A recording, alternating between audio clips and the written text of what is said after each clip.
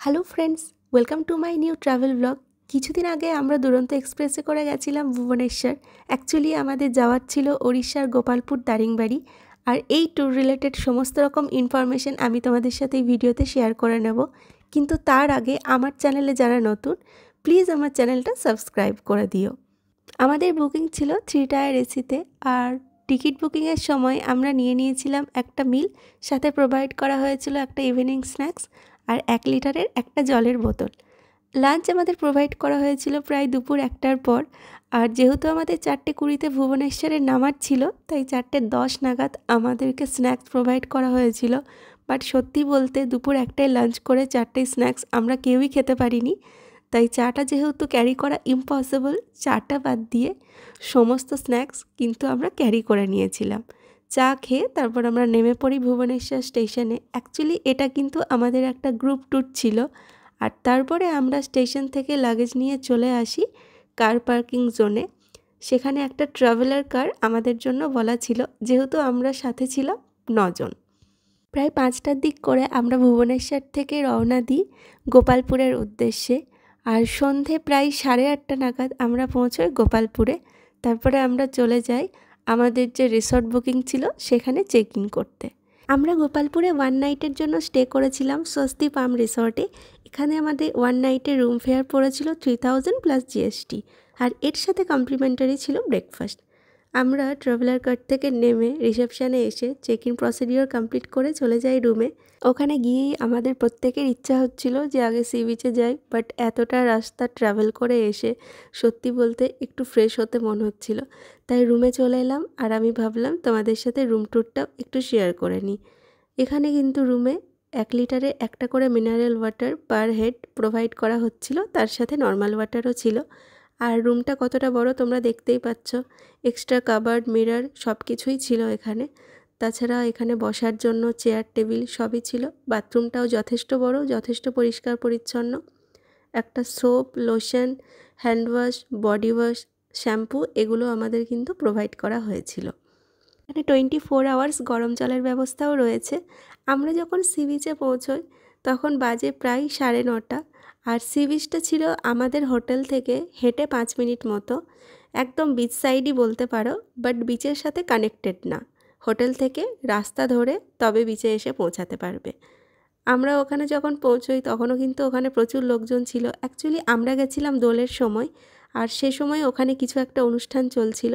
তো সেই ভিড়টা আমরা অ্যাভয়েড করে আমরা বিচে ডিরেক্ট চলে আসি। এরপরে আমরা চলে যাই ডিনার করে নিতে। তো হোটেলেই আমাদের ডিনার বলা ছিল।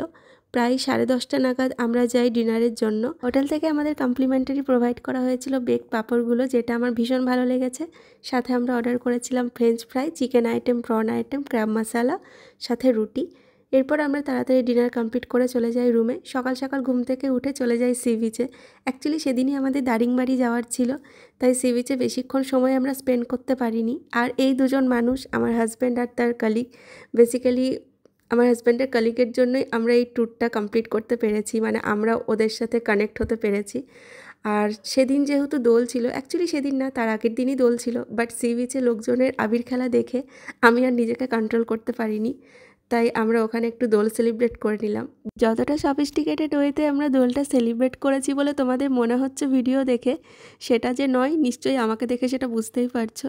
এরপর আমরা রুমে গিয়ে ফ্রেশ হয়ে চলে যাই ব্রেকফাস্ট করে নিতে। আমাদের ওখানে ব্রেকফাস্ট করতে আমরা পৌঁছোই প্রায় 10:30। ব্রেকফাস্ট টাইমিং কিন্তু সকাল 7:30 থেকে 10টা। বাট ওই যে দোল খেলার চক্করে স্নান করতে অনেকটা লেট হয়ে যায়, তাই খাবারও দেখি তখন প্রায় শেষের দিকে। বাট যে জিনিসগুলো শেষ হয়ে যাচ্ছিলো সেগুলো কিন্তু রিফিল করে দিচ্ছিল। এরপর ব্রেকফাস্ট কমপ্লিট করে চেক আউট করে আমরা ওখানে এই হোটেলকে টাটা বাই বাই করে বেরিয়ে পড়ি আমাদের পরবর্তী ডেস্টিনেশন দারিংবাড়ি উদ্দেশ্যে। আমাদের অ্যাকচুয়ালি দারিংবাড়ি যাওয়ার কথা ছিল সাইট সিইং করতে করতে।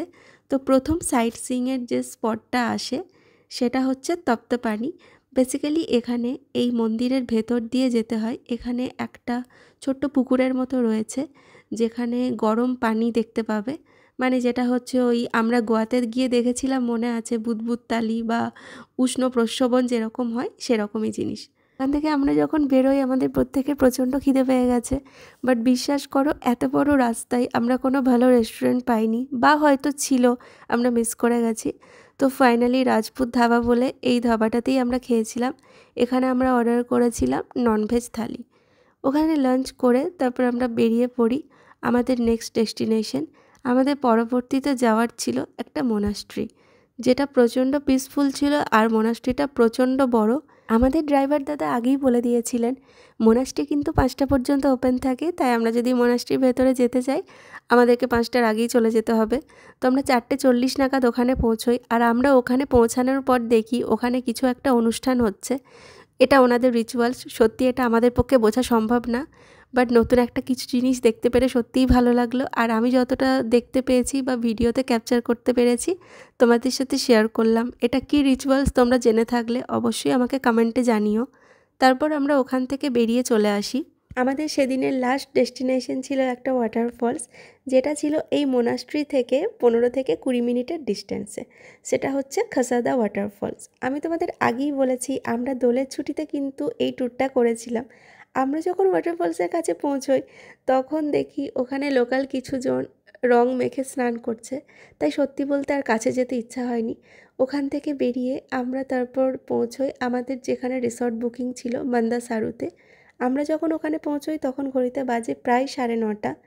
তারপরে আমরা রুমে এসে ফ্রেশ হতে চলে আসি। আর এই মান্দাসারুর যে ক্যাম্পটা ছিল এই রিলেটেড একটা ফুল ভিডিও আমার চ্যানেলে দেওয়া আছে, তোমরা চাইলে চেক করে নিতে পারো।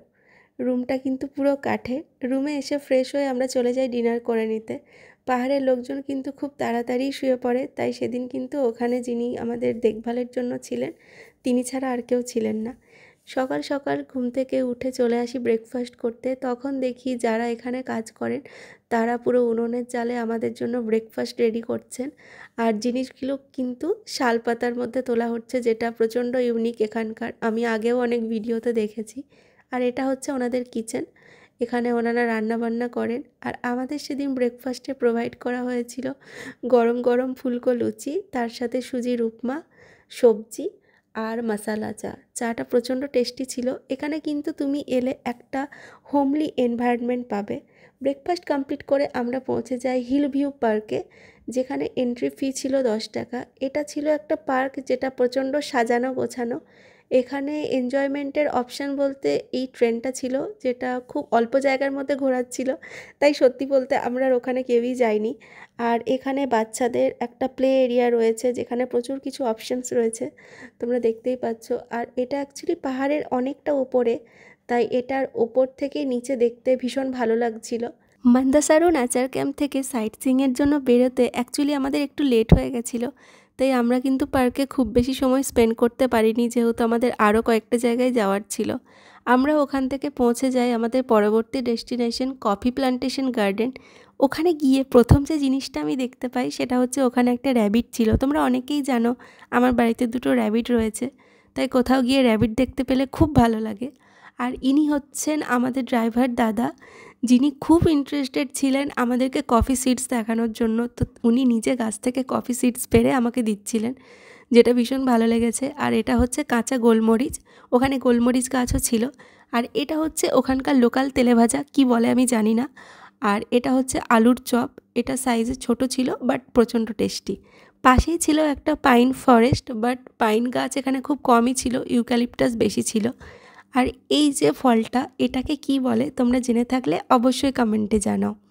এরপর আমরা পৌঁছে যাই আমাদের পরবর্তী ডেস্টিনেশন, সেটা ছিল একটা ওয়াটারফলস। তো সামনে যে দিদিরা মশলা ডাল এইসব বিক্রি করছিলেন ওনারা কিন্তু আমাদের প্রথমেই বলে দিলেন অনেক সিঁড়ি ভেঙে কিন্তু নিচে নামতে হবে। ওয়াটারফলসের কাছে কিছুটা টাইম স্পেন্ড করে আমরা যখন উপরে পৌঁছোই তখন ড্রাইভার দাদা বলে গাড়ি নাকি খারাপ হয়ে গেছে, তো আমরা আর কোথাও সেদিন যেতে পারিনি। আমরা পৌঁছে যাই আমাদের মান্দাসারু নেচার ক্যাম্পে লাঞ্চের জন্য। এটা হচ্ছে লাঞ্চ থালি। লাঞ্চ করে যেহেতু সেদিন আর কোনো আমাদের করার কিছু অ্যাক্টিভিটি ছিল না, তাই একটু ক্যাম্পটাই ঘুরছিলাম। আর সন্ধ্যায় আমরা অর্ডার করেছিলাম চিকেন পকোড়া। আর এই যে চাটনিটা ছিল এটা প্রচণ্ড টেস্টি ছিল। আর এই ছিল মশালা চা, যেটা ছিল কমপ্লিমেন্টারি। এখানে কিন্তু একটা মিস আপ আমাদের সাথে হয়েছিল, সেটা হচ্ছে প্রথম দিন আমি তোমাদের দেখিয়েছিলাম আমরা কোন রুমটাই ছিলাম। আমাদের 4টে রুম প্রোভাইড করা হয়েছিল, তার মধ্যে থেকে প্রথম দুটো রুমে কিন্তু ইনভার্টারে কানেকশন আসছিল না, মানে কারেন্ট চলে যাওয়ার পর আমরা ইনভার্টারে কোনো কানেকশন পাইনি। তো 3 ঘন্টা আমরা ফ্যান ছাড়া ছিলাম। তো যখন আমরা রিসেপশনে কমপ্লেন করি ওনারা এসে দেখে যান, কিন্তু আলটিমেটলি সেটার কোনো সলিউশন না পাওয়ায় এই যে জয়েন্ট রুম ছিল এটা খালি থাকার জন্য ওনারা কিন্তু আমাদের এটা প্রোভাইড করেন। তো আমরাও এটা ভাবলাম যে রাতে তো কোনো প্রবলেম হতেই পারে, হয়তো কারেন্ট এলো না বা কোনো কিছু, সেই জন্য কিন্তু আমরা নেক্সট নাইটে আমাদের রুমটা চেঞ্জ করে নিয়েছিলাম। ওখানে যে দিদিরা কাজ করেন ওনারা ওখান থেকে 8টার মধ্যে বেরিয়ে যান, তাই ওনারা ডিনার কিন্তু ডিনার টেবিলে রেখে দিয়েছিলেন। আর আমাদের সেদিন ডিনারে ছিল রুটি, আলু ভাজা, অমলেট আর দেশি মুরগির মাংস। দেশি মুরগির মাংসটা কিন্তু আমাদের নিজেদের পে করতে হয়েছিল। এই হচ্ছে আমাদের ডিনারের থালি। আর এটা ছিল আমার ওই দুদিনের একটা কাজ বলতে পারো। যা যা কিছু খাবার এক্সেস হতো বা এঁঠো খাবার যেগুলো এক্সট্রা থেকে যেত, আমি কিন্তু ওখানে যে ডগিগুলো ছিল ওদেরকে খাওয়াতাম। তো ওরা আমাকে খুব ভালোবেসে ফেলেছিল। আমি যখন রুম চেঞ্জ করলাম আমার সাথে সাথে ওরাও আমার রুমের সামনে চলে এলো। এটা হচ্ছে আমাদের নেক্সট দিনের মর্নিং ব্রেকফাস্ট। আমাদের অ্যাকচুয়ালি সেদিন সকালে বেরোনোর ছিল, তাই ওখানকার দিদিদের রিকোয়েস্ট করে পরোটা, আলু ভাজা আর চাটা আমাদের করে দিতে বলেছিলাম। এবার বাড়ি ফেরার পালা। মন্দাসারু নেচার ক্যাম্প থেকে ভুবনেশ্বর স্টেশনের ডিস্টেন্স 6 থেকে 6.5 ঘন্টা মতো।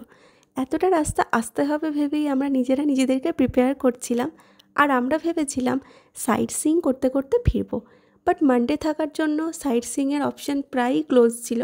রাস্তায় একটা ড্যাম পেয়েছিলাম, সেখানেই আমরা কিছুক্ষণ টাইম স্পেন্ড করেছিলাম। আমরা যখন ওখান থেকে বেরোই তখন আমাদের ট্রেন লেট দেখাচ্ছিল 30 মিনিটস, বাট ভুবনেশ্বর পৌঁছানো পর্যন্ত সেটা যে কিভাবে 3 ঘন্টা হয়ে গেল আমরা নিজেরাই বুঝতে পারলাম না। ভুবনেশ্বর পৌঁছে আমরা লাঞ্চ করে নিয়ে চলে এলাম স্টেশনে। ওখানেই অ্যাকচুয়ালি আমরা ওয়েট করছিলাম। ভুবনেশ্বর থেকে আমাদের ট্রেন ছাড়ার কথা ছিল 3:50-এ, আর শালিমার পৌঁছানোর কথা ছিল রাত 11:45। আমরা অ্যাকচুয়ালি রাতে শালিমার পর্যন্ত যাইনি, আমরা সাঁতরাগাছিতে নেমে গেছি। সাঁতরাগাছিতে আমরা যখন নামি তখন বাজে রাত 2:30। মানে তোমরা বুঝতেই পারছো ট্রেনটা আমাদের কীভাবে ঝুলিয়েছিল। শালিমারে গিয়ে যদি ক্যাব না পাই, সেই জন্যই সাঁতরাগাছিতে আসা। এবার আসি মেন যেটা এক্সপেন্স। এই গ্রুপ ট্যুরে আমাদের পার হেড খরচা হয়েছে 10 থেকে 12,000 মতো। ট্যুর রিলেটেড কোনো রকম ইনফরমেশান লাগলে অবশ্যই কমেন্ট করো। আর আমার চ্যানেলের যারা নতুন, ভিডিওটা যারা প্রথমবার দেখলে তারা কিন্তু চ্যানেলটা অবশ্যই সাবস্ক্রাইব করে দিও। Thanks for watching.